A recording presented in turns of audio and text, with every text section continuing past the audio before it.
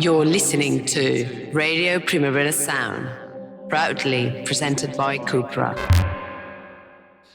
Hello and welcome to Line Noise once again, and it is an absolute pleasure to have as a guest in the studio, not down the Google Meet, Zoom or whatever line, not via digital methods, in the studio, Barcelona's own Zora Jones. How are you doing? Hi, I'm great. Thank you. Okay. I call you Barcelona's own because we just said off camera, you live here, you consider it home, right? Yeah, absolutely. Yeah, it's my home. It's where I feel most comfortable. You know, it's my city.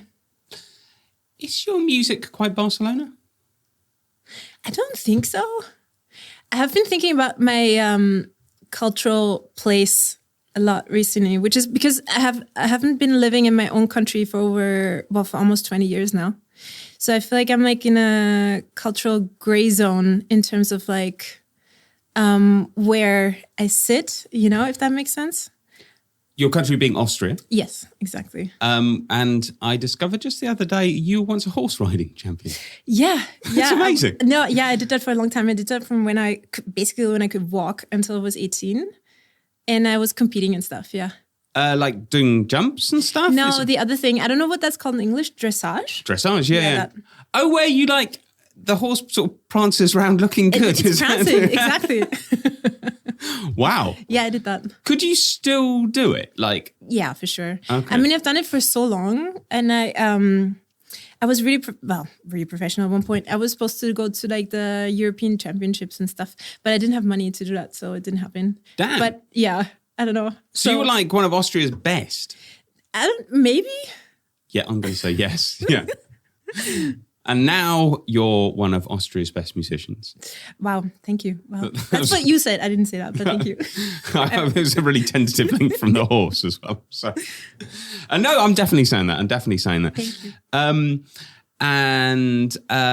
Okay, so it's 6 years since your debut album, 10 Billion Angels. Wow. 6 yeah, years. Time flies. Your new album, 50 Bullets to the Heart, comes on, I believe it's September. Although that might be TBC. That is TBC. Right. Yeah, not yet decided either. Okay. It's still a bit of a fluid situation. But sort of round about then-ish. Yeah, I guess you just gave that away. Definitely. Okay. Okay. It might around not be. That time. Round about that time.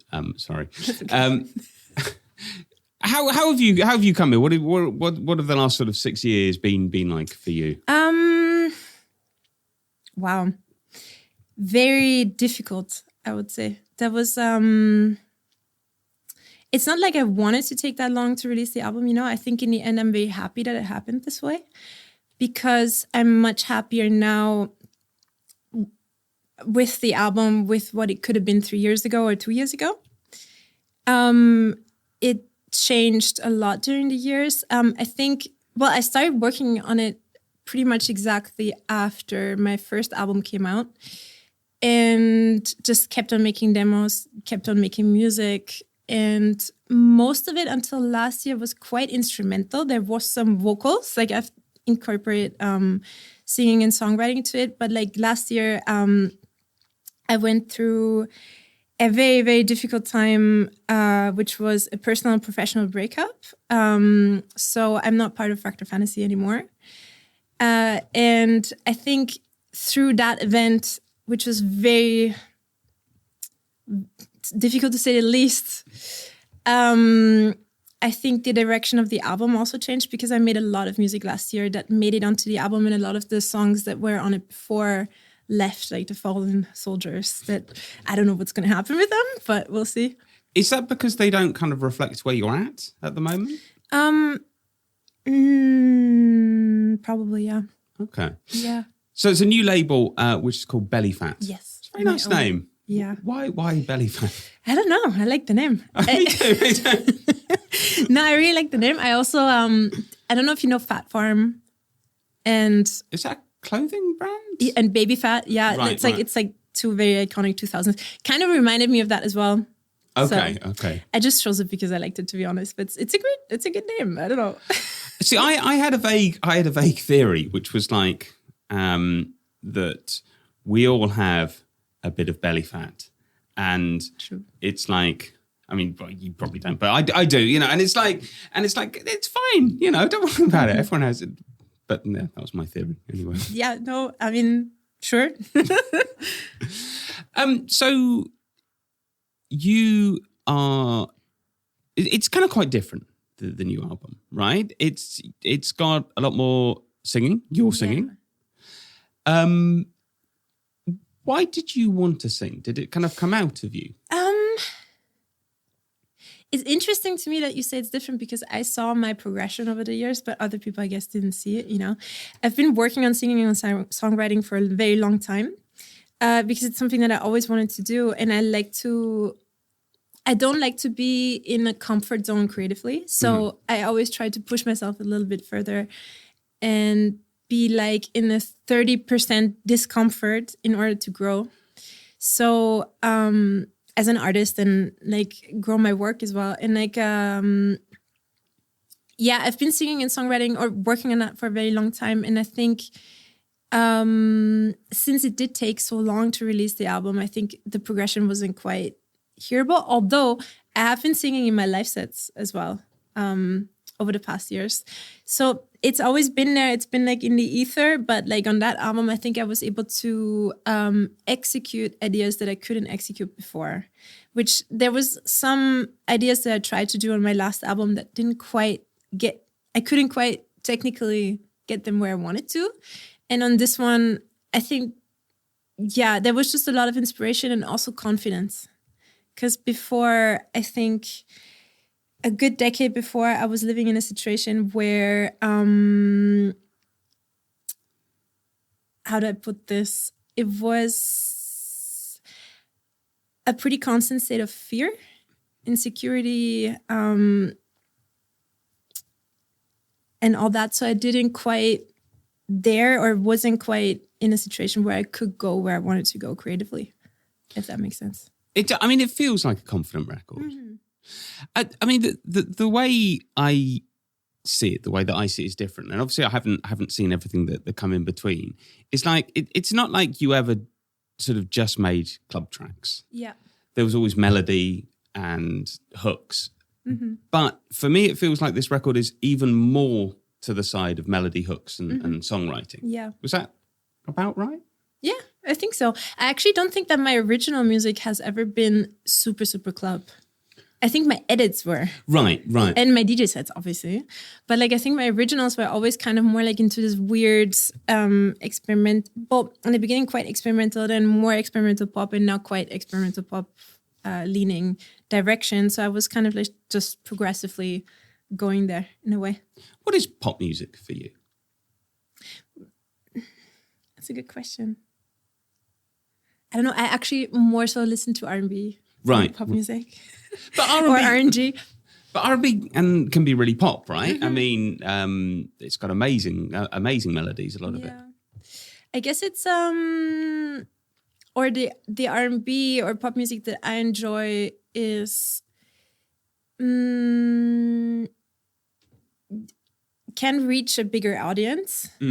And also, I guess what I enjoy about it too is the stories, which I love club music, and that's always going to be something I'm going to listen to, enjoy, and produce. But I love also the capability of being able to incorporate stories through words into the music. And I think that's, what I really enjoy about R&B, pop music, rap, R&G. I haven't heard R&G for a while. Yeah. Is there an R&G revival? In my head. Okay. Make it real. Rhythm and grime, for anyone that doesn't know. What is like, how do you write a song? I mean, because do you sit down at a keyboard, get some chords and kind of sing over the top, or do you have words, or how do you do it? Like writing a song, writing the lyrics, or producing? I guess what's at the very start? How does it go from, having nothing to having a full song, produced and ready to? I don't personally have a formula, to be honest. I kind of just follow the moment, as in, like, for example, my next single, which is coming out in 2 weeks, which is called Ultra Freak, I actually started on the treadmill. And so I was running and I had this idea. I had this like sudden idea of the hook and the melody, and I set it into my phone, and which is also the same recording that's actually on the song because nice. It sounded better. Well, I wasn't walking on the treadmill at that point. I stopped the treadmill and I recorded the idea. So this is, for example, one way I started a song, but sometimes I'll like start with chords. Sometimes I'll start with drums. It depends on what I'm trying to do in that moment. I'm being much more intentional now with my music and my production than I used to be, where I used to just experiment and see what happens. And now I'm like, okay, I want to make this type of song. How do we get there? Or I follow an idea, like, for example, with Ultra Freak, where like, this is the hook. Let's build a song around it. It always depends for me. And to go behind the scenes, I was at your studio a few weeks ago, a couple of weeks ago, and I saw that you've got like the chords and stuff written out on paper. I do now, yeah, for the live set. Yeah. How does that make you feel to kind of see, like, wow, I wrote this? No, it's so cool. And also being able to play it, it's like incredible. Because I produced all this music with the keyboard and my mouse only. Like my laptop keyboard, not the actual keyboard. Yeah. And so I was living with Marina Hellop at the time when a lot of the album was produced, and she saw me do that. She saw me clicking in the notes and she got really anxious, and she was like, no, you need to, like, I cannot deal with this. Can we please do some piano lessons? And she's so this is why I always wanted to learn the piano, and I was like, I would love to. And this is why I started to really get into the piano because I had Marina Hellop as a teacher for a second, you know, which was incredible. So it feels so beautiful to be able to play my own songs on the keys. It's an unbelievable feeling, to be honest. Did you teach her something in return? No. What am I supposed to teach Marina? Like, she's like one of the greatest musicians that I know. She's an absolutely brilliant musician. I don't know, but I'm sure. No, I mean, it was actually really, really cool time, and I think it informed to a certain extent how both of our albums also sound like. Because during the production of the songs, we often would go in each other's studio and be like, hey, what do you think of this? Do you like this idea better? What should I do there? What about this melody and stuff like that? And so we would go back and forth and, give each other ideas or feedback. So, yeah. So your influence is also felt on her new album, which is coming out. Yeah, I think so. To a certain extent, like very small. Yeah. You know. See, you lived with Marina Hurlip when you first moved back to Barcelona like a year ago. What was it like living together? Was it kind of quite bohemian? And it was what, sorry? Bohemian. I don't know what that means, actually. Sort of like, I could just imagine, two very learned artists, and you're sort of waking up and you're like, well, I've been checking out this, John Cage offcut, and like Marina's like, well, I've been reading Dostoevsky or something like that. And no, just like we're very similar in a way that we're extremely disciplined. We're very focused on our work. So we would just like wake up and I would go to the gym. She would start working. And it was just like a very, very intense work environment, I would say, in that sense. And mostly just talking and working around our albums and like personal things that we had going on at the time. But yeah, it was great living with her. It was so fun. I was only supposed to stay there for like a few months, but I ended up staying 10. Because we had fun. I don't know, it was great. It was really nice. Yeah. I'm very lucky to have lived with her and also seen her produce her album, which was incredible and very inspiring. And also for her friendship, which is a big one, yeah. I don't know her, but she seems an absolutely lovely person. She is, yeah. She's an angel, for sure. Another thing we talked about at your studio was you talked about getting off the grid that dance music is obsessed with. The grid? You mean like yeah. Yeah, well, like as in everything, like being locked to a grid. It's 4/4. It has to be exactly within. It has a purpose, right, for dance music? Yeah, because you want to be able to DJ it. But yeah, so if you go off grid, it's like, it's not possible. But yeah, Marina, that was also something that Marina influenced, for example, in the album. She pushed me with one song to like leave the grid and actually have it be played by a musician at that point, because at that point I couldn't play the song myself yet. I can now.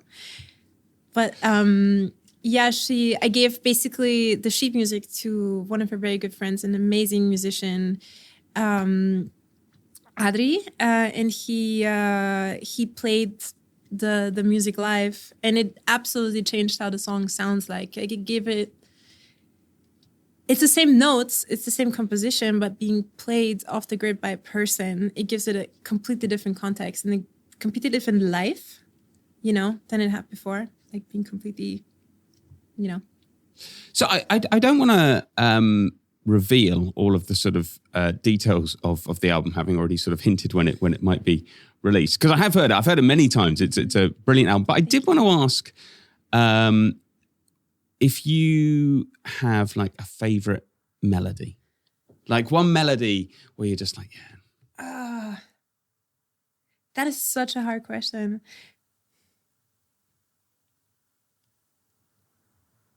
No, I have so many favorites. I don't know. I really like I have a soft spot for Full Moon. Right. But also because I can play it on the keys now. So I think that's why I'm really like focused on it at the moment. But I kind of love a lot of the melodies on it. It's very hard to pick a favorite, to be honest. There's also, I have a, attachment to some of the melodies also because they're referenced to other songs. Like, for example, Makeup Bag, I'm referencing Makeup Bag by The Dream. I don't know if you know the song. I don't actually know. Yeah. No. It's one of my favorite songs. It's funnily quite misogynistic. But it's like Thanks. It's great though, because what he's saying on the song is, if you ever do your girl dirty, just spend $5,000 on her makeup bag and it's gonna be fine, and I flipped it on Makeup Bag Part 2, which is coming out on the album. So you flipped it in the sense of lyrically. In what way? So if like somebody does you badly, don't take their makeup back or something like that? Or No, it's just not going to work with me. Oh, right. Okay. You heard it first. The Dream. Nice try. But Yeah. No makeup. So we've been sort of talking a bit about this, but you're taking the album live, and we're talking live.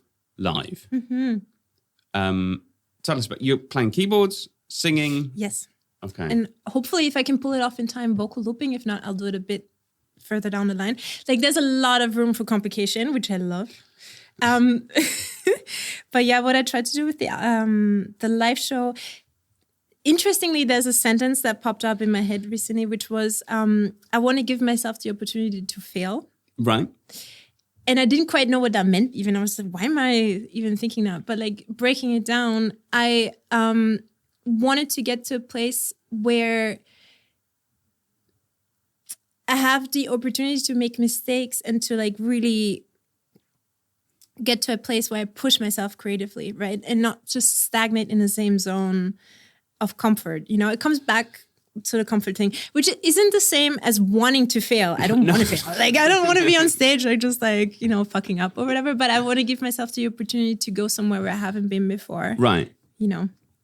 I mean, as I understand it, there's no safety net, basically. There's not like a button you could, like, if things are going badly, there's not like a button you can just press to kind of... No, I do have safety nets, obviously. Okay. Like, I'm going to make sure that, like, if all fails, Right. there's a button I can press and there's still music playing, because that would be pretty unprofessional if I just stand on the stage and just be like, oh my God, So there's a fail-safe, but I'm not planning on using it. When are you making the live debut? End of August at Mutech. Oh, of course, yeah, Mutech, Montreal. Which is such an emotional place to be playing the album live for the first time and premiering a lot of the songs, because Montreal is a very important city to me creatively and personally, and I experienced a lot of beautiful memories there, but also a lot of pain. And so, yeah.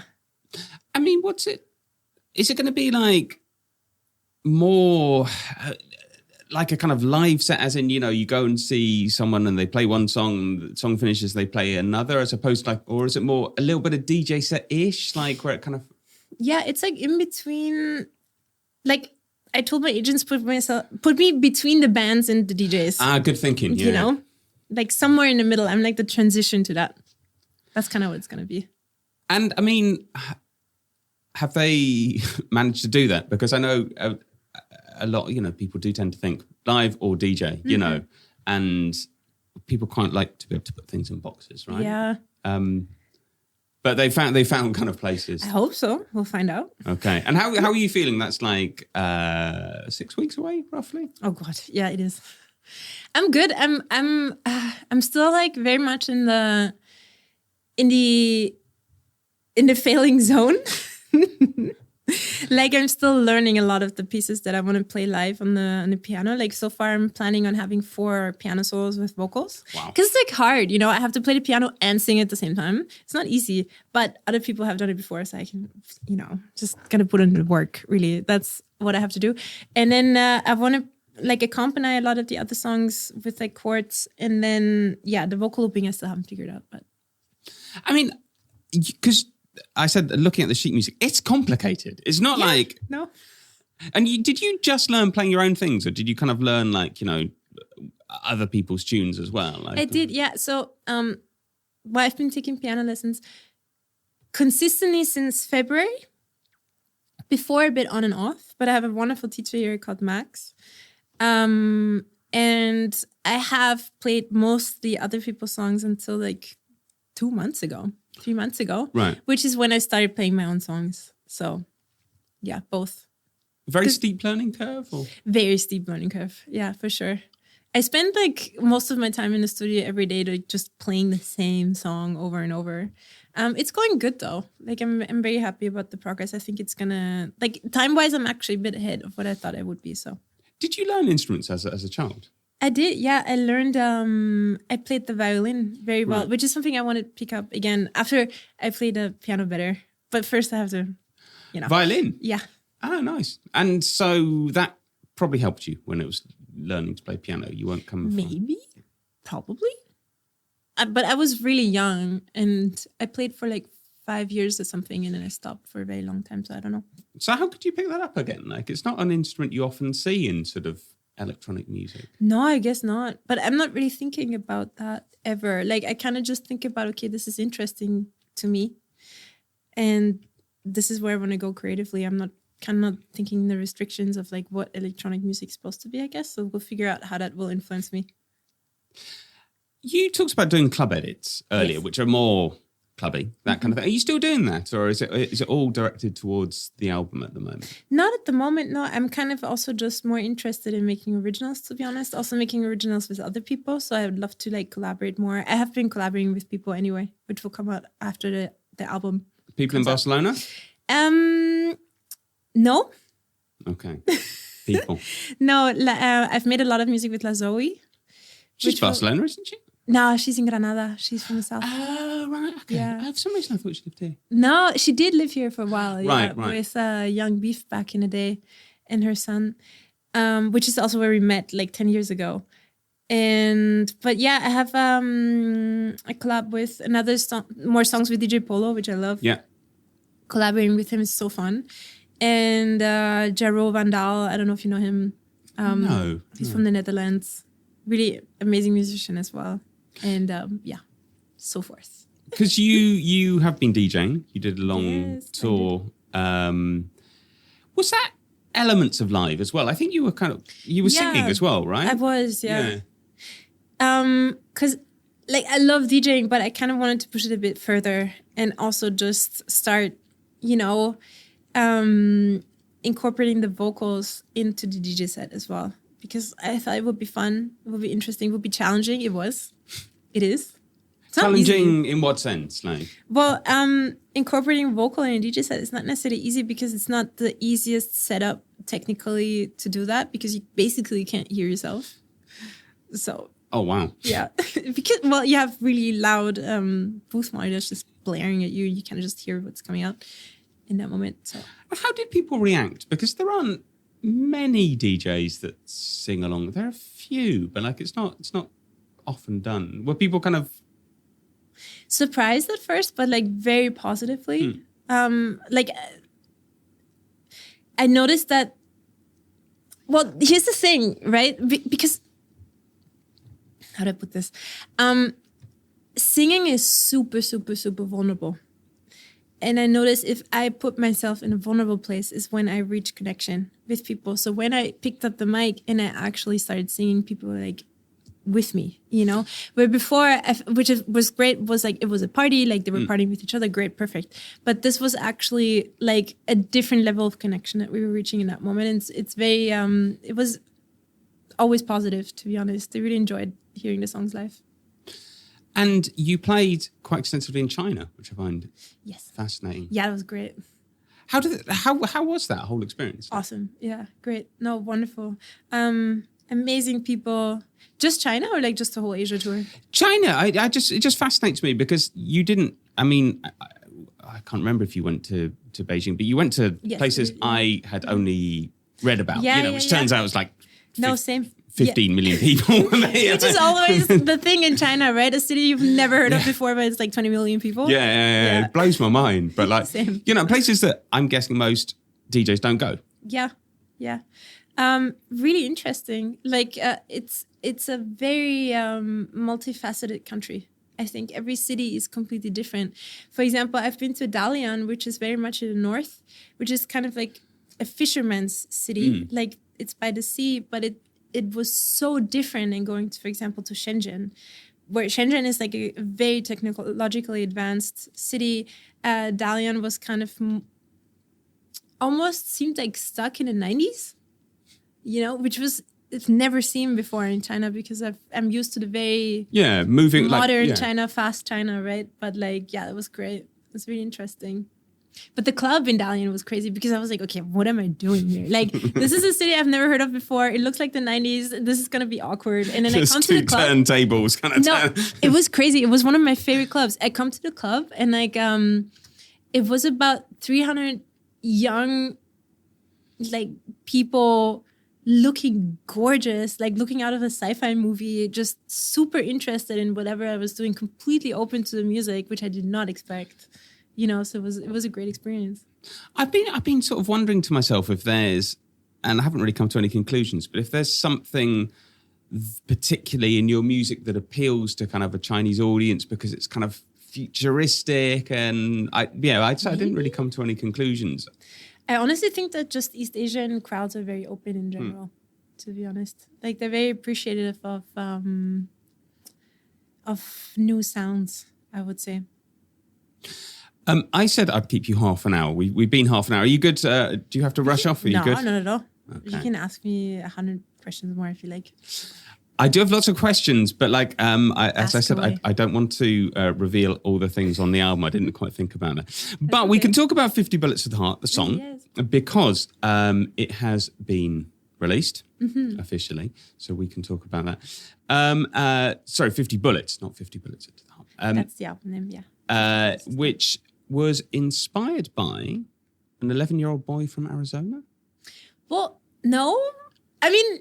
Or is that the album? Am I getting That's like, you're kind of mixing things a little bit. Like, so the 11-year-old boy from Arizona, now I have to like go back into my mind and like pull that story out. Hold on. So I think it was a boy who got stung by 100 bees or something. 400 bees. 400 bees. And I think he imagined himself going Super Saiyan, right? What was it?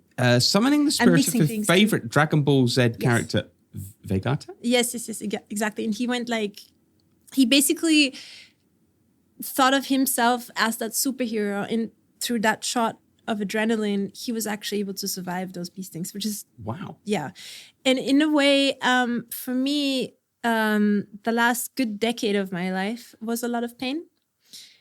And I don't know.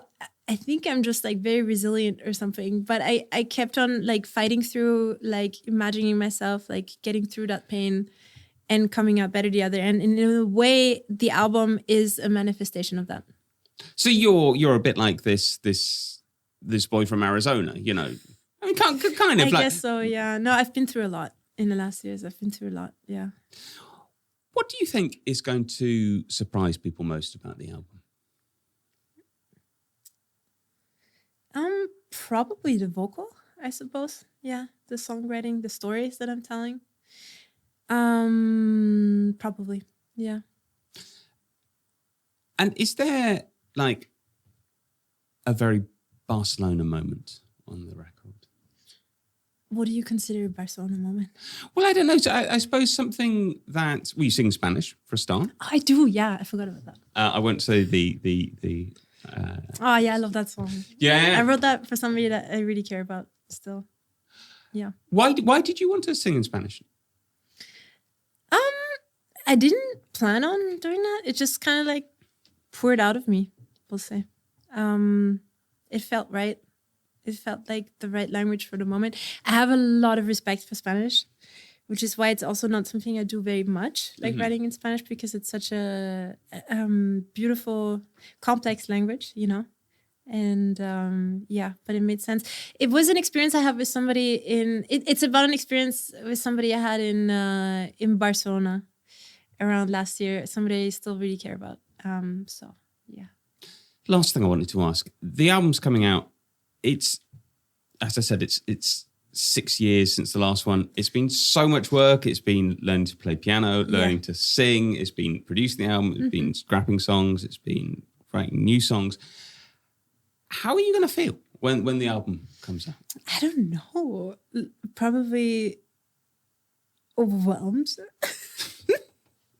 In a good way. Yeah. I mean, making an album is kind of like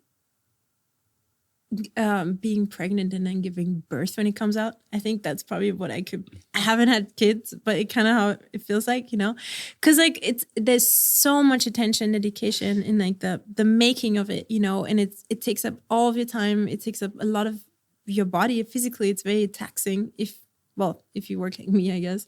Other people maybe are a bit smarter with the way they work. I don't know. I'm a bit obsessive. Or lazier, we could say. Yeah, or just different. I don't want to call other people lazy. Yeah. But so yeah, the birth, we'll see, will probably be very emotional. Because I also, it's like it's my most personal and most vulnerable work, you know, and I'm looking for that vulnerability also. So it will be very overwhelming. Like I noticed when I released 50 Bullets, it felt like almost I had like a vulnerability hangover, you know, because I put myself so much out there.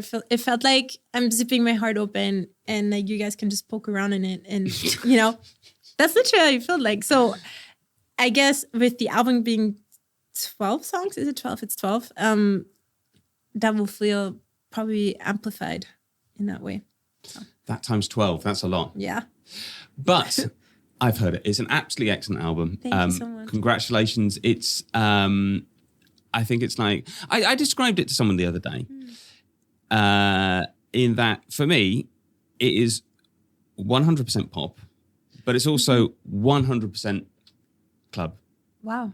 I love that. Which makes 200%. Which No, that's so cool. 200. Let's go. 200. I love that. Thank you. Okay. Appreciate it. Well, thank you so much. Thank you, Ben. That was really fun. Pleasure. You're listening to Radio Primavera Sound, proudly presented by Cupra.